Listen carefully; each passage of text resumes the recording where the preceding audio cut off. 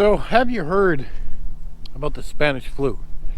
In 1918, it was one of the worst flus they ever had in history. And most healthcare professionals know about it.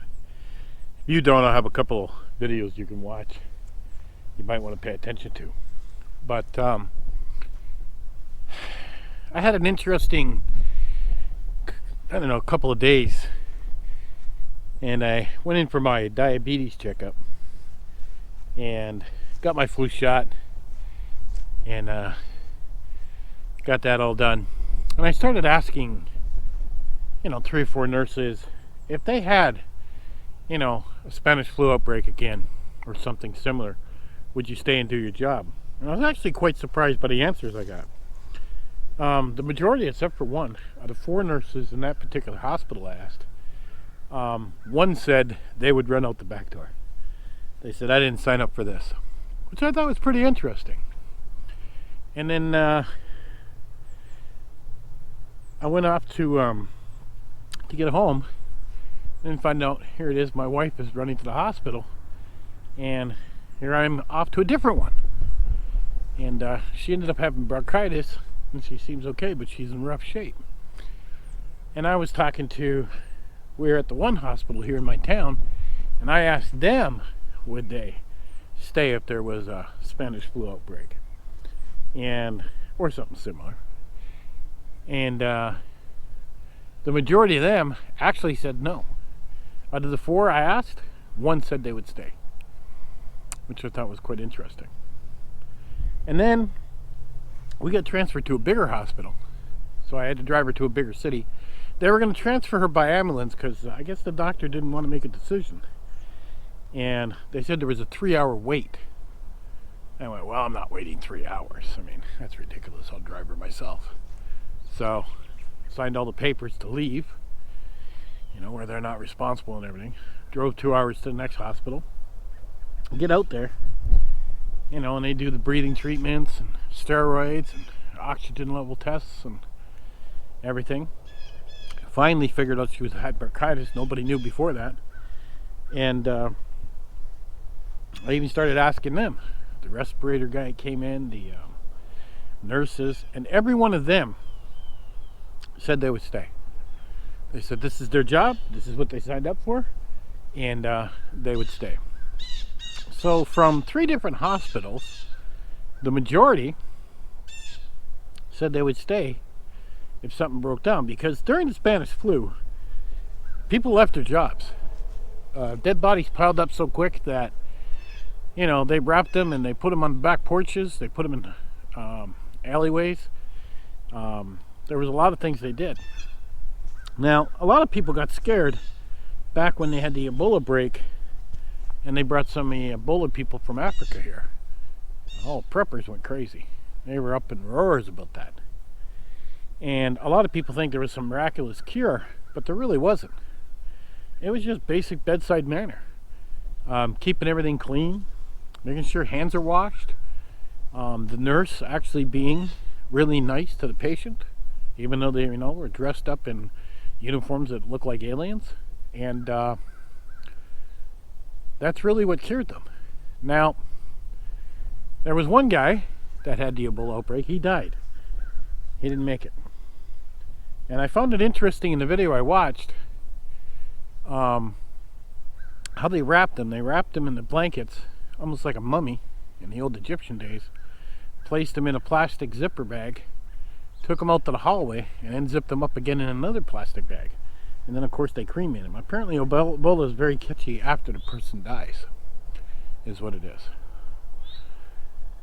And so, why am I bringing this up? Well, a lot of people, a lot of preppers, they'll say, we're going to get a pandemic again. We're overdue. And we are overdue. Don't kid yourself. You go and do the research, you would find out we were having a pandemic here every 20 years. And we haven't had one in quite some time, 40, 60 years at least. Now, we had one back in the 90s, is what we had. And it came close. It was referred to as the bird flu, and it was called H1N1 later. They renamed it, is what they did. So, but that one they got under control. And believe it or not, they had it under control because of just simple things. Washing your hands, just keeping clean, cooking your food properly. I mean, just paying attention to what's going on. And another thing that goes on, I see a lot of people talk about is, don't get the flu shot. The government's out to get you. The propaganda is just ridiculous. And please don't fall for that. Do your own research.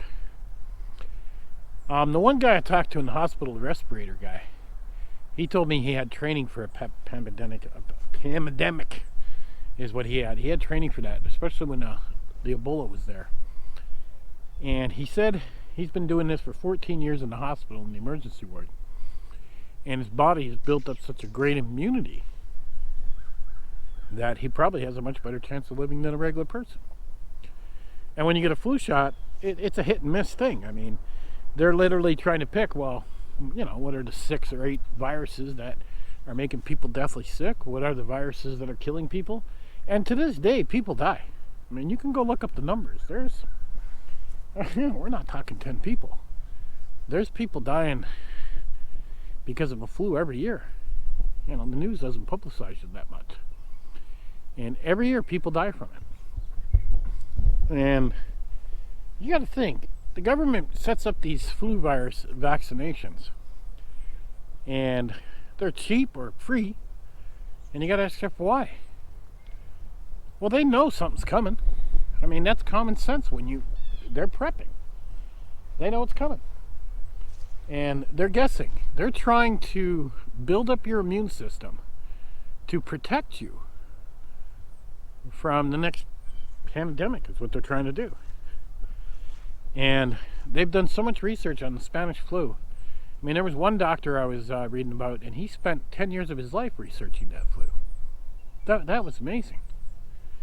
And literally digging up dead bodies and trying to get DNA and trying to harvest the virus to make a cure for it and everything. And it's just amazing when you see it. See, once you have a virus and your antibodies prepare for it, believe it or not, you can't get it again. But the problem with the Spanish flu, or the H1N1 virus, whatever fancy name they decide to give it this time around, it mutates. It changes. And it changes so quickly that it'll go from a pig or a bird into you, and your body's just not strong enough to fight it. So you end up dying. Now, 1819 is quite a long time ago, and they didn't have, basic concept of hands being cleaned. I mean, just keeping things clean, period. And they had over 50 million people die when that happened. They say 2, 3, 4% of the population. I don't think anybody really knows, to be honest with you.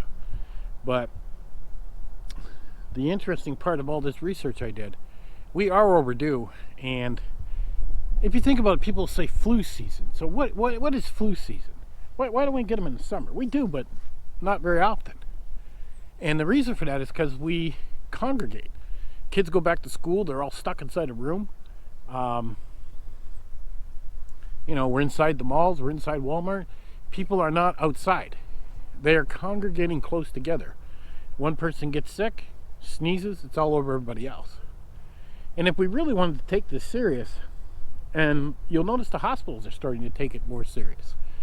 They have stations now to where you can put a face mask on if you got the sniffles. And please do if you do have the flu. It's more dangerous than what you think. It's not something to look at and think, oh, it's just the flu. Take it a little bit more serious than that. And, they got hand washing stations everywhere. Hand washing is a big thing. And you got to be vigilant on, especially you got kids, you want to make sure that you're constantly telling them, wash your hands, wash your hands. And that's all there is to it. Maybe not eat out as much, because you don't know if that person back there is sick who's making your meal. Be more aware of what can be. And if you're older, you're in your 60s, 70s, 80s, I wouldn't eat out at all. I'd make sure I prepare all my own food. I just would be more aware of what's going on around me. And I'm telling you, my wife had bronchitis, and it's horrible. She's really in a lot of pain. She's suffering. She's on breathing treatments. I mean, it's looking at a month before she probably heals up. It's a horrible thing to go through. Now, how she got it, who knows? She don't smoke, so that apparently helps, because we quit over 5 years ago. But I remember when she used to smoke. She used to get bronchitis once or twice a year, to where now she hasn't had it in like, I don't know, 3 or 4 years. This is the first time she's got it in a long time. But the hospital was so... I've never seen this before. This is, this is really the reason I'm bringing this up, is they literally wanted to make sure that this was not a virus that was going to, really make a lot of people sick. They're aware of what can happen. I mean, in that hospital here in my town, because I'm in a small town, they didn't want to, it's like the doctor didn't want to take responsibility for it. So we get to the bigger city, and that doctor finally took responsibility and said, after about 2 hours of tests, it's bronchitis. Nobody told us that. Literally 10 hours later, we find this out from bouncing from hospital to hospital. And they swabbed her nose, literally stuck Q-tips up inside her nose, took blood, just all kinds of tests they did to verify that this is not some outbreak that's happening. Because what they've learned in history and in the past, when they ignored people and just sent them home and said, take a couple aspirins, they'd have an outbreak. Well, now they're not doing that. Now when somebody comes in and says they've got the flu or they don't feel good, and they start seeing multiple people, it looks to me like there's a procedure they're doing. It says, I don't care if they look like they're not sick. I don't care if they look like they might be okay. Do the swabs, do the blood, do everything. And get that recorded down. Now, you think about that. If all of a sudden they get 10, 20, 30 people coming through that door, and the same process is happening, they're going to find that pandemic that's going to happen, because all the bloods will be the same, right? So they are taking it pretty serious. And when you see your health officials and government taking things serious, they're trying to stay on it before something happens. And that's important. From all the research I've done, get a flu shot. It's really not to tag you. It's really not to do anything evil to you. It's really to build your immune system. Nothing more. I've been getting flu shots for 10 years. I've never had any problems. My arm gets sore. That's about it after a shot for a couple days. But that's the only thing. So, do your own research, and if you're on the fence, I don't know, there's lots of videos on YouTube showing the Spanish flu. Lots of videos explaining how it is. I'll have a couple links if you want to check it out at the bottom. But it looks like most health officials from who I asked in different places, from big cities to small towns were going to run. The big city was going to stay. They were more committed. So I guess it kind of depends on your area. But in my area, it seemed like the majority of them were actually going to stay, which was good news. What caught my attention was when the respirator guy said he's been there 13 years and he's built up such an immune system, and he takes the flu shots all the time. I said, what about the people you see on YouTube all the time saying, don't get the flu shot? I said to him. He says, well, you're always going to have propaganda. You're always going to have stupid people. That's true. And he said, the more you can get your immune system up, it's like exercise. The more you're not going to get sick, and the more you're going to be able to survive. So if you want to hide in a hole, not get the needle, the virus needle, then really all you're doing is setting yourself up to die. Because if you hibernate, let's say you hear a lot of people homesteading, people are hiding. I mean, I remember when I had kids at home, it was like every other week you were getting sick. It was ridiculous. As soon as they started school, you were like sick every other week when they went to school. Because you put all these human beings in one room. One gets sick, they all get sick, they bring it home, you get sick. But it sounds like a bad thing, but you're building an immunity. But if you try to hide from society, and let's build a homestead, let's homeschool, let's create our own utopia, let's create this island, if you will. Well, you're not getting sick anymore. So you're not building up that immunity. And you may be just setting up your whole family to die. That's just all there is to it. They have learned in history, if your immunity builds up, you have a better chance of surviving if a pandemic does kick off. And, you know, you want to do that in your younger years, 20, 30, 40, not when you start getting in your 80s. Now, in your 80s, you want to be more precise on protecting yourself, right? You don't want to be, you know, doing that when you're older. But when you're in your younger years, that's when you, sad to say, you want to get sick to build up your immune system.